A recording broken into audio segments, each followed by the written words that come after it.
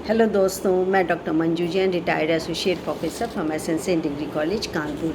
मैं प्रेरणादायक कहानी के माध्यम से आपको मतलब एक संदेश देना चाहती थी और देती भी हूँ। और हर कहानी में आप जानते ही हैं कि कोई ना कोई अच्छाई, सीख, मॉरल ऑफ द स्टोरी होती है, यानी कि हमारे जीवन में बहुत ही पॉजिटिविटी लाते हैं और हमारा आमूल चूल परिवर्तन कितने में बहुत लोगों में तो इतना बदलाव देखा है ये कहानी सुन सुन करके वो बड़े हुए हैं और उस पात्र को अपने में उतार के वैसा ही काम करने की सोचते हैं। तो कभी कभी ऐसा भी होता है कि हमको कुछ काम अकेले करने पड़ते हैं। आप किसी की मदद लाते हैं तो पहले सोचते हैं, वो लोग सोचते हैं कि अरे पता नहीं क्यों मदद मांग रहा है, पता नहीं मुझे क्यों धोखा देगा, मैं कर भी पाऊँगा कि नहीं। छोड़िए, बहुत लोग ये कहते हैं कि जब लोग आपका साथ छोड़ देते हैं तब आपको ये समझ जाना चाहिए कि आप उस कार्य को करने के लिए खुद ही सक्षम हैं। भगवान ने आपको इतना लायक बना दिया कि आप उस काम को करिए। इसी से मिलती जुलती एक कहानी मैं बताऊंगी आपको कि कहानी का शीर्षक है सकारात्मक सोच की शक्ति। जी हाँ, एक युवा था तो वो कहीं ना कहीं किसी न किसी की उसकी डेली की रूटीन हो गई थी, कहीं ना कहीं मदद करता रहता था। लोगों से कहता था कि आओ साथी हाथ बढ़ाओ, कम से कम हम लोग कुछ करें अपने समाज के लिए, अपने पूरे समाज के लिए नहीं कर पा रहे तो अपने मोहल्ले के लिए करें। बहुत बार कहता था, पर लोग कभी टाल देते थे, कभी आलस करते थे, कभी मजाक भी उड़ा देते थे उसका। तो एक बार की बात है, वो क्या करता है कि ऊपर से कोई पानी टपकता था तो उसके नीचे गमला उसने रख दिया ताकि पानी वेस्ट ना हो, और न ही वो पानी और पैसे को भी व्यर्थ में नहीं जाने देता था। और फिर जब नीचे उतरा तो इस आगे थोड़ा दूर सड़क पार करके देखा उसने कि एक ठेला जो कि गड्ढे में फंस गया है, और देखा कि चारों तरफ लोग हैं, कोई आ ही नहीं रहे, तो उसने उस ठेले को खींच करके बाहर निकाल दिया। इसी तरीके से आगे और बढ़ा तो एक छोटी सी लड़की थी, यानी कि 10-12 साल की, वो भीख मांग रही थी। उससे पूछा कि भाई तुम भीख क्यों मांग रही हो? उसका कि मैं आगे पढ़ना चाहती हूँ, मुझको यूनिफॉर्म और इसके पढ़ाई के मतलब किताबें कॉपी चाहिए। तो उसने उसकी भरपूर मदद कर दी। खैर ठीक है, फिर आगे बढ़ा।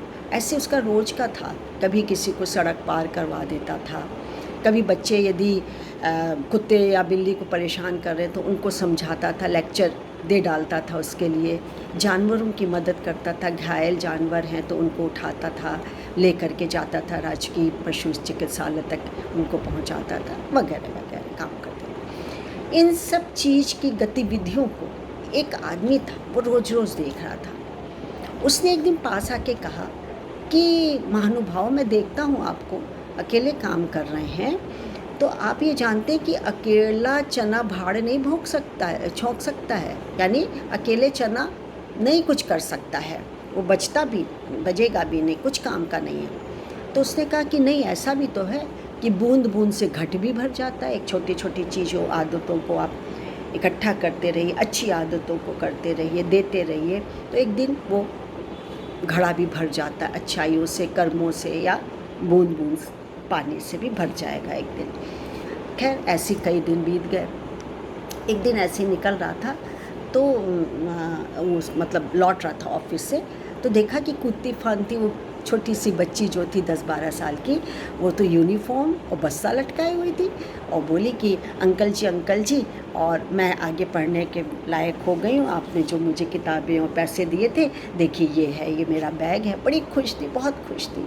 उसको खुश देख करके वो भी मचलने लगा, उछलने लगा, खुश हो गया।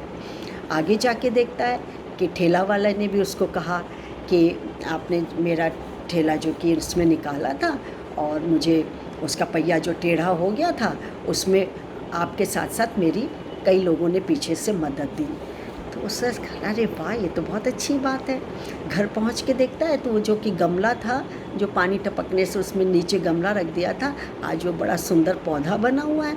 और जाते वक्त देखा तो उसमें छोटी छोटी कलियां आ गई थी, वो भी गुड़हल की थी शायद, और लौटा तो वो खिल गई थी। बहुत खुश हो गया सब।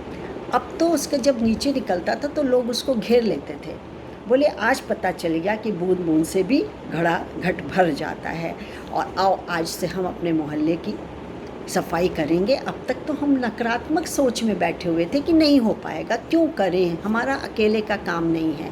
लेकिन आज पता चला कि अकेला और उसके बाद यदि लोग जुड़ते चले जाएं और करें तो देश की स्थिति कुछ और होगी।